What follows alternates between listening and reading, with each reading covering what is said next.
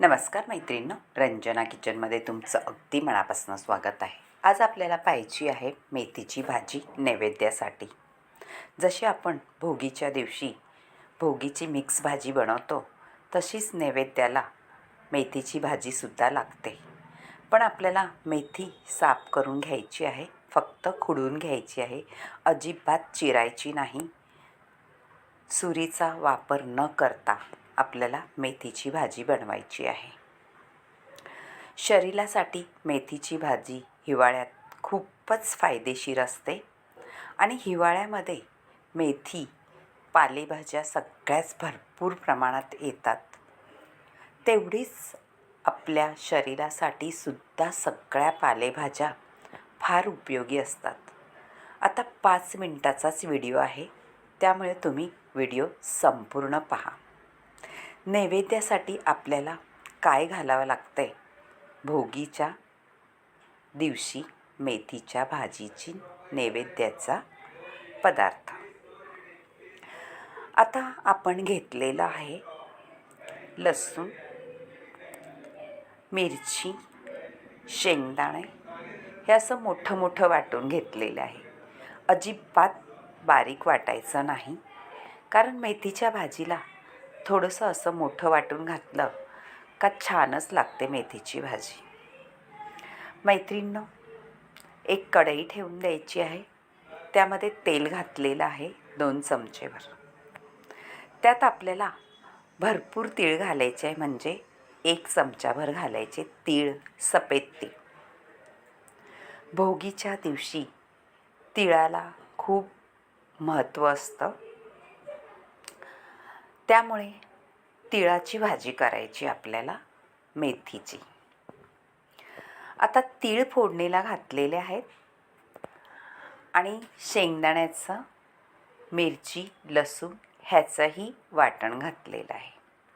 छान परतून घ्यायचं आहे आणि थोडं आपल्याला मीठ चवीनुसार घालायचं आहे.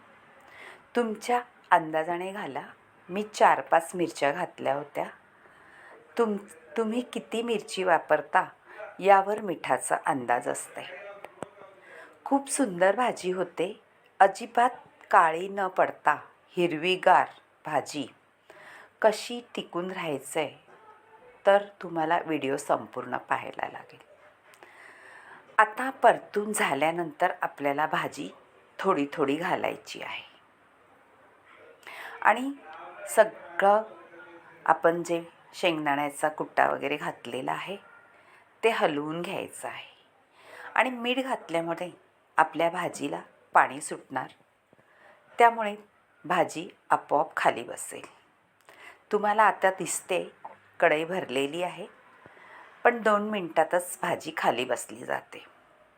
म्हणजे आपण व्यवस्थित सगळीकडून हलवून घ्यायची आहे, म्हणजे आपला सगळा मसाला त्याला लागला जातो. मैत्रिणींनो, हिवाळ्यामध्ये नक्कीच तुम्ही ही भाजी करून खा. तीळ घातलेली जरी भोगी नसली तरीसुद्धा भोगीची ही भाजी तीळ घातलेली तुम्ही कधीही करून खाऊ शकता. इतकी भन्नाट रेसिपी होते. आता आपली भाजी पहा, छान खाली बसलेली आहे. थोडीशी शिजून द्यायची आहे. हे पहा, आता सगळीच भाजी व्यवस्थित खाली आलेली आहे आणि शिजलेली आहे. थोडीशी थोड्या वेळ 2 मिनिटं ठेवायची आहे. झाकण अजिबात ठेवायचं नाही. हलवत राहून व्यवस्थित सगळा मसाला एकजीव करायचा आहे आपल्या मेथीच्या भाजीमध्ये. आपण अजिबात कापलेली नाही, चिरलेली नाही, सुरीचा वापर अजिबात केलेला नाही आहे, त्यामुळे भाजी कडू होत नाही. तुम्ही कधीही ही ट्रिक वापरून पहा. जर तुमची भाजी मेथीची कडू होत असली तर अजिबात सुरीचा वापर करू नका, म्हणजे तुमची भाजी कडू होणार नाही. खूपच सुंदर होते खायला. तुम्ही भाकरीसोबत खा किंवा चपातीसोबत खा किंवा तोंडी लावायला खा. पहा मैत्रिणींनो, नक्कीच आवडेल अशी भाजी झालेली आहे. आणि रंजना किचनला लाईक करा, शेअर करा, कमेंट करायला विसरू नका आणि सबस्क्राईब करा.